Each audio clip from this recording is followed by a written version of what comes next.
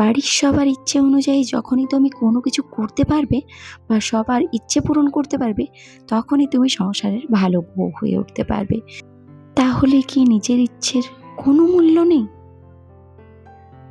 এই যে দেখো, যেমন তেমন করে পেরেছি, শাড়িটা পরে নিয়েছি, চা টা খাওয়া হয়ে গিয়েছে। আর সকাল সকাল যেতে হবে, ডাক্তারবাবু বেশিক্ষণ থাকেন না এখন। তো আমি তারপর হসপিটালে যাবেন, কড়াকড়ি নিয়ম হয়ে গেছে, 10টার আগে ওনাকে বেরিয়ে যেতে হবে। তো ঠান্ডাটাও লেগে গেছে। তো যাই হোক, চলো, শাড়িটা পরে রেডি হয়ে গেছি, একটু চুলটা মুখটা এগুলো একটু ঠিক করে নিই। গুড মর্নিং বন্ধুরা, সকলে কেমন আছো? আশা করি সকলে খুব ভালো ও সুস্থ আছো। তোমাদের ভালোবাসায় আমি অনেকটা ঠিক আছি। তো চলো, আজকে কিন্তু অনেক দিন পরে নিজের মাথার চুল নিজে কিন্তু ডান হাতে করে মানে ঠিক করার চেষ্টা করছি, একটু চিরুনি দিয়ে দেখি পারি কিনা, তাই না? আর একটা কি বলো তো, সবার খসামদি করতে, সবাইকে বলে বলে যে মাথার চুলটা একটু ঠিক করে দাও, ভালো লাগে না জানো। চুলের যেন 12টা বেজে যাচ্ছে। অতএব ভাবলাম নিজেই যেমন পারি তেমনই করি। যাচ্ছি আজকে ডাক্তার দেখাতে। জানো, আজকে কিন্তু আমার ফাইনাল ডেট রয়েছে। অনেকটা হাতটা ঠিক হয়ে গেছে। দেখি চলো আজকে ডাক্তারবাবু কি বলেন। তো সেই কারণে আমরা কিন্তু বেরিয়ে গেছি।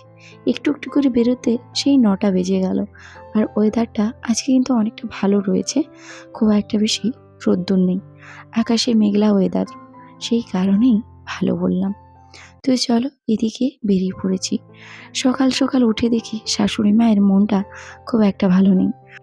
আজকে ওনার কথা শুনে মনে হলো যে সংসারে সবার কাছে যেন আমি এই সময় একটা বোঝা হয়ে উঠেছি। তার কারণ আমি কোনো কর্ম করতে পারছি না, এটাই তার কারণ। যখন আমি একা হাতে সংসারের সবার কথা ভেবে সব কিছু করি, তখনকার ওই কথাগুলো মাথায় আসে না। কিন্তু আজকে যখন করতে হচ্ছে আমার জন্য, তখন কিন্তু সবার এই খেয়ালটাই আগে আসছে। এমনকি আমার বড় আজকে বলেছে যে ওখানে দিদির বাড়িতে তোমাকে 2 দিন রেখে দিয়ে আসবো।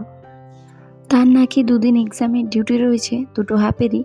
সকাল সকাল রান্নাবান্না করতে পারবে না, তার জন্য সেও বুঝতে পারছে যে তার মা বিরক্ত বোধ করছে, সেই কারণে আমায় রেখে দিয়ে আসবে। তো সে যাই হোক, চলো, বরমশাই মেন রোডে ছেড়ে দিয়ে চলে গেছে আর আমরা যাচ্ছি এখন দিদির বাড়ির দিকে। দেখতে দেখতে চলে এসেছি। এই দেখো, দিদির বাড়ির ছাদ থেকেই ভিডিওটা আরো অনেকটা দেরিতে শুরু করেছি। ভীষণ দেখতে সুন্দর চারপাশটা, আমার এখানে এলে মনটা ভীষণ ভালো লাগে।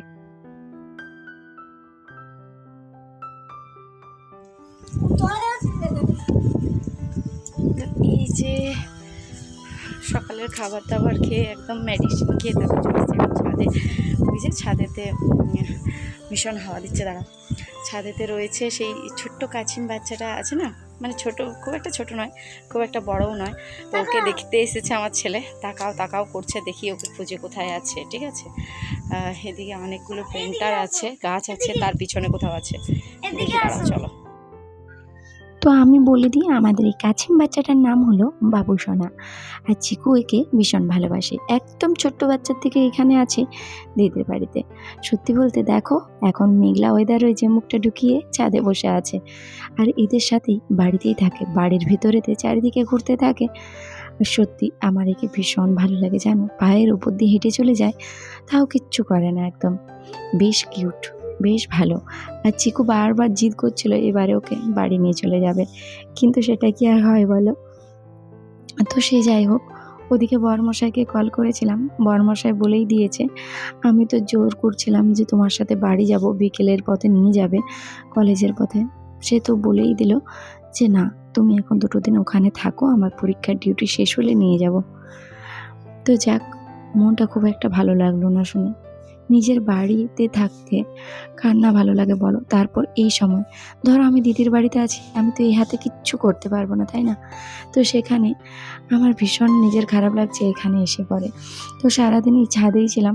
এই যে দেখো, আমাদের বাবুসোনাকে নিয়ে, বাবুসোনাকে আমার ভীষণ ভালো লাগে, এত মাশরুম, এত মানে বোঝে। আর সত্যি কথা বলতে কারো কোনো ক্ষতি করে না জানো, মাংসাশী নয় এ, শুধুমাত্র সবজি খেয়ে থাকে। বরবটি, তার সাথে যেরকম ধরো বিনস, তার সাথে কচি কচি ভিন্ডি, এই সমস্ত কিছু ও খায়।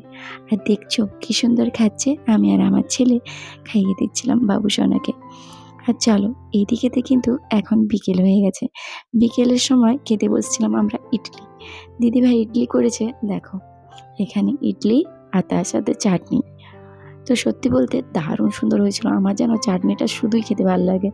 আর দিদির বড় মেয়ে এই যে দিয়াও ভীষণ খেতে ভালোবাসে আর আমাকে তো ভীষণ ভালোবাসে। আর এই যে দিদিভাই আর চিকু মিলে এখন সন্ধ্যের সময় মশারিটা লাগিয়ে দিচ্ছিল। এদের শহরের এখানে বাড়ি, এখানে ভীষণ মশা। তো এখন সন্ধে হয়ে গেছে সেই কারণে লাগিয়ে দিচ্ছিল। আর আজকে আমি খুব বেশি একটা ভিডিও করতে পারিনি, তার কারণটা হলো ফোনে চার্জ নেই। আর এখানে দিদিভাইয়ের চার্জারটা আমার একদম সাপোর্ট করছিল না। সে যাই হোক, চলো আজকের মতো ব্লগটা এখানে শেষ করছি।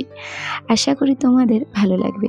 সবাই বলেছিলে যে যতটুকু পারবে যে দিদিভাই তুমি শেয়ার করবে।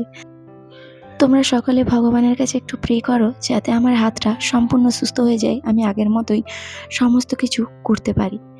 তো চলো সকলকে টাটা, দেখা হচ্ছে পরের অন্য আর একটা ব্লগে।